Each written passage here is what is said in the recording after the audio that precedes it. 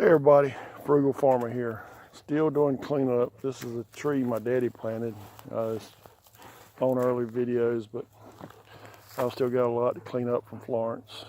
And trying to get a guy over here with a bush hog to help me get everything under control that way. And he's got a front end loader on it. And I asked him would he help me clear out some bigger pieces to put them on a pile where I still got a stump so I can go ahead and burn it out and get some of that other wood out.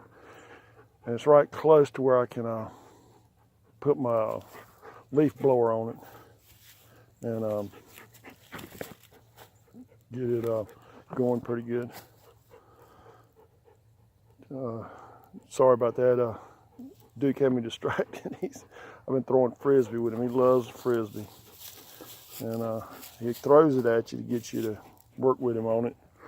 But I've got this one burning this hollow going up in there. So you see up top, I got a little chimney going. I'm hoping it's getting a draw up through there. And if I can get the biggest part of this lower trunk burned, then I think my friend can lift up the rest with his tractor and carry it over there to where I want to put a big pile at and do another burn. But it's burning.